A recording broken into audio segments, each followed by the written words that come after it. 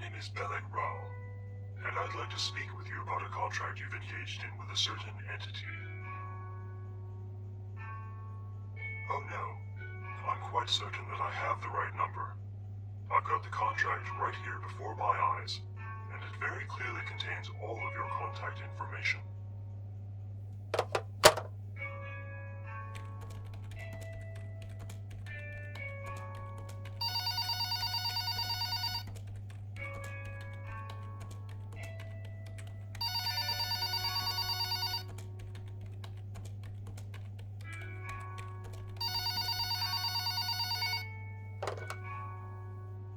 I'm going to pretend that didn't just happen. I've been given to understand that your contract is in arrears, and I would like to arrange an in-person meeting to clear up the matter. Do you have a time you'd prefer to meet? I understand you're a very busy person, but this is a very important contract, and it would be in your best interest to resolve this matter as quickly and as cleanly as possible. Would right fucking now be a convenient time for you?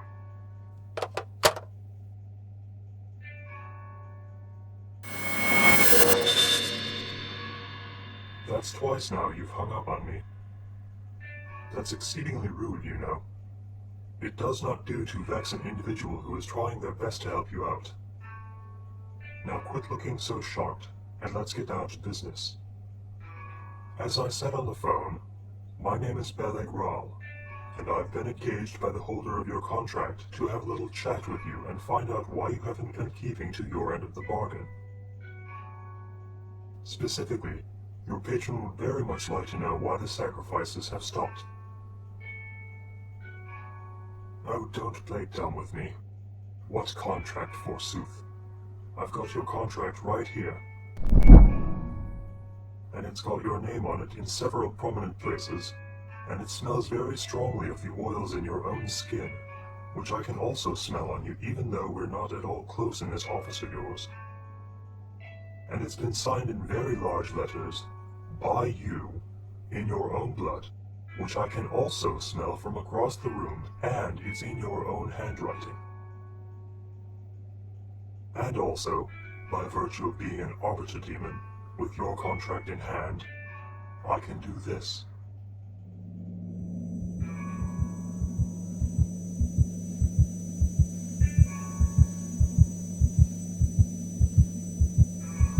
Do you feel that?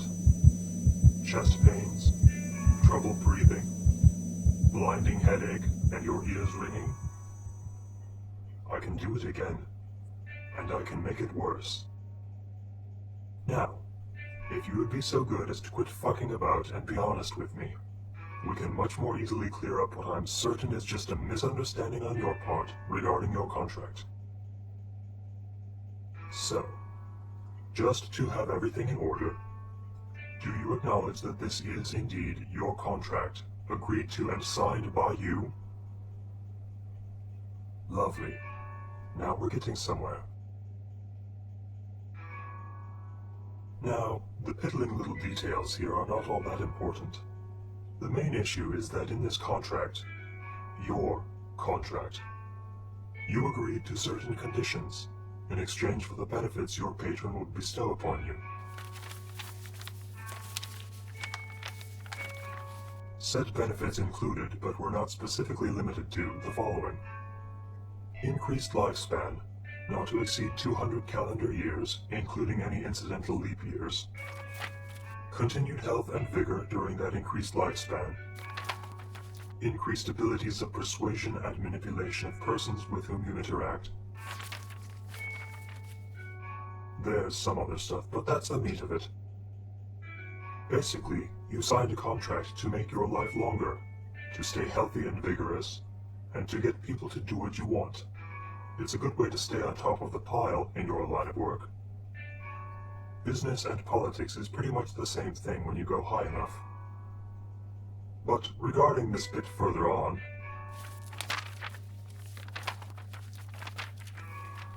here we are. The undersigned, that's you, by the way, just in case you might have forgotten. The The undersigned agrees that in return for the above-mentioned considerations granted by the patron, the undersigned will make sacrifice every 7 lunar months for the duration of the contract of 1 adult human, to be dispatched in a manner chosen by the undersigned, and the sacrifice to be made in the name of the patron. 1 sacrifice every 7 months, then, and you are 2 months behind on payment. That is definitely an explanation, but I'm not at all sure what it explains. Do you think you might be able to just sort of slip under the radar, as it were, and get away without paying what is due? Or maybe it's that you've developed a conscience. You've been a party to this contract for quite a lot of years now.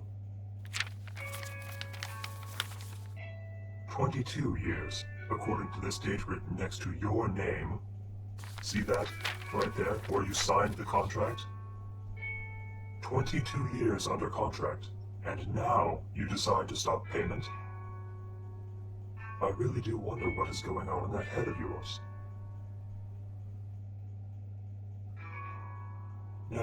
No, please. Stop talking. Whatever you're trying to say is coming out all sorts of confused, and what little I can understand seems to amount to, it wasn't me, it wasn't my fault. I really don't care what the reasons are. I'm merely interested at a professional level. You see, even though you are technically in arrears, for whatever reason, your patron has taken a liking to you. And even though this contract gives them the right to tear off your flesh in teeny tiny little strips and use your skull as a chamber pot, they have instead empowered me to make an appearance and try to rectify this little misunderstanding. That's sort of my specialty, you see. Contract arbitration. Someone bends or breaks the rules of a contract, but the patron does not necessarily want to lose a valued client. I get sent to try to talk some sense into the client and get them back on the regular with whatever the terms of the contract may be. So, you will be making prompt payment on this, right? Tonight, perhaps. 1 sacrifice to make good on the missed one from 2 months back, plus something extra thrown in for good measure.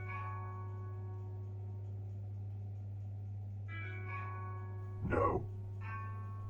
Is that what my sensitive ears are now hearing, being spoken to me in this room?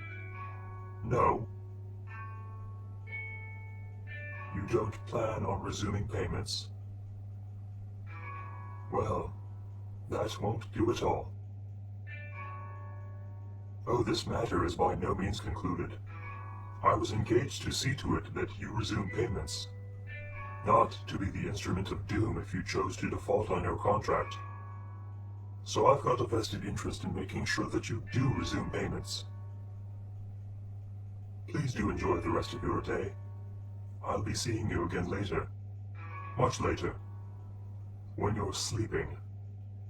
I'll be paying you a visit in your dreams. Good day.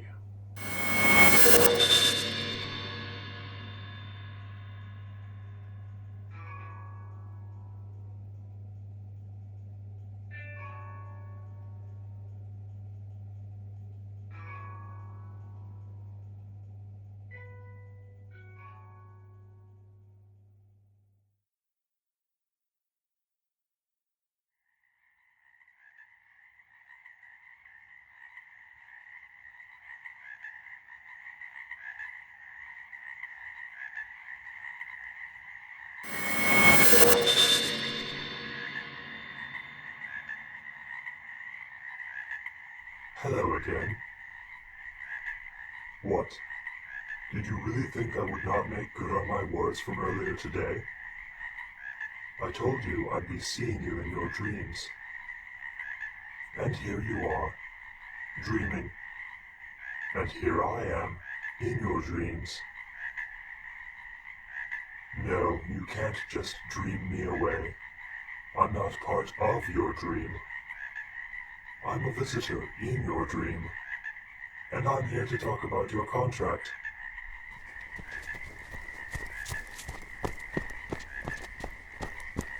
No use in trying to run from me. There's not a place you can go where I can't follow. Although, it's not really me you should be running from.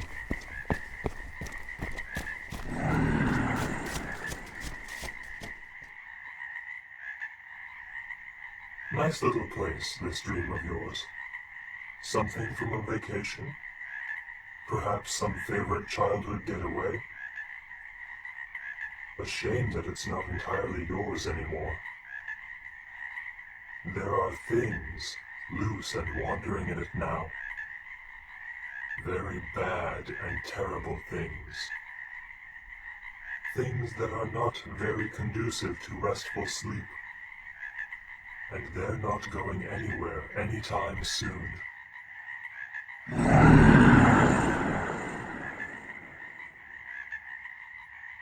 That is, unless you're willing to resume payment on the terms of your contract. Have you ever seen what a lack of sleep does to a person? It's not a very pretty sight. Exhaustion, bags under the eyes, all sorts of unpleasant physical symptoms, eventually hallucinations, and worse. A person can expire from lack of decent sleep. Tonight will be merely a taste of what I can bring about inside your dreams. Think carefully on what I've told you, and consider the consequences of defaulting on your contract. But do it quickly. As I said, it isn't me you should be running from.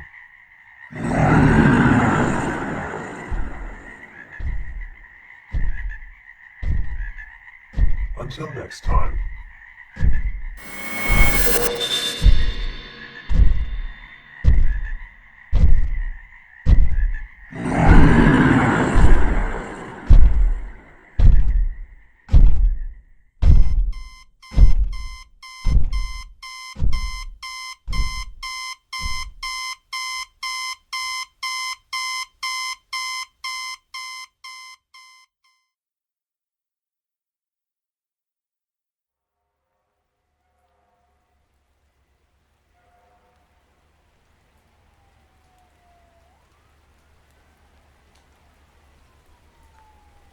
Can't seem to fall asleep, eh? Ah, but you can't get up either now, can you? Awake, but unable to move. It's what the doctors and the horror writers call sleep paralysis. Not a very pleasant experience, is it? I learned the trick of it from a sleep paralysis demon. Friend of a friend, as it were. A fellow Arbiter demon. The really nasty thing about sleep paralysis is that it really is like being paralyzed. You're awake, or at least mostly awake, in that awkward state of dawning awareness that comes right after waking from a bad dream. Speaking of which, how did you dream last night? Did that horrible howling creature catch you? No answer. Well, that's another of the drawbacks of sleep paralysis. The victims usually aren't very talkative. No talking, no moving, but still near total awareness of their surroundings. So, given any more thought to that contract of yours? I rather suspect the negative answer. I couldn't help but notice that you didn't make any sort of sacrifices today, or yesterday for that matter. Very unfortunate decision on your part.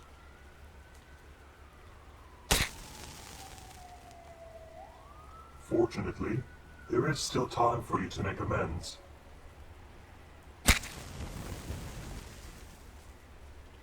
For you to return to the ordained terms of the contract. But the time grows short. While your patron's powers are incredibly vast, their patience is not. It would be a terrible shame if some accident were to befall you before you had a chance to make good on your end of the deal. Most accidents occur in the home, you know.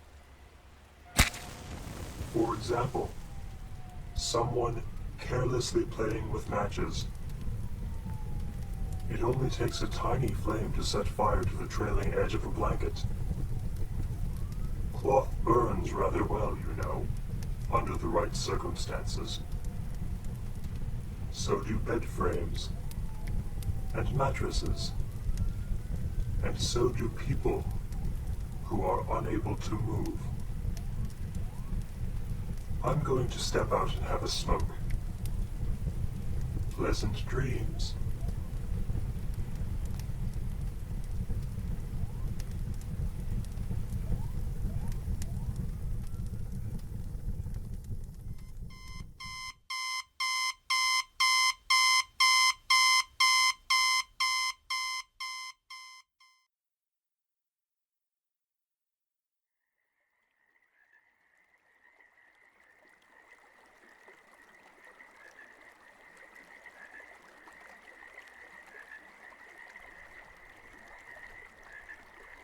This could all have been avoided, you know. All of this unpleasantness. You could simply have agreed, when I first met with you, to resume the sacrifices that were stipulated in your contract. Then you could be free of all of this. The sleepless nights, the anxious days, each more stressful than the last. And of course, the dreams. Dreams during sleep that brings no rest. Dreams that wear away at the mind, corroding it, bending it, breaking it. But no, you would be stubborn. You would insist on sticking with this insane idea of yours, that you could somehow wriggle out of your contract. Your patron is most disappointed in you, by the way. They held such high hopes for you in the beginning, and until this whole silly season began and your payments fell off, they still held high hopes for you. Now they may be reconsidering their stance on the matter. I myself am doing what I can, of course, to see to it that you do return to the path of prudence. Is it really so difficult for you to keep to a contract? Well, no matter. I do what I must. And in this case, what I must do is continue tormenting you until you finally see sense and agree to hold up your end of things. Which is why we are now here, on this fine, pleasant night.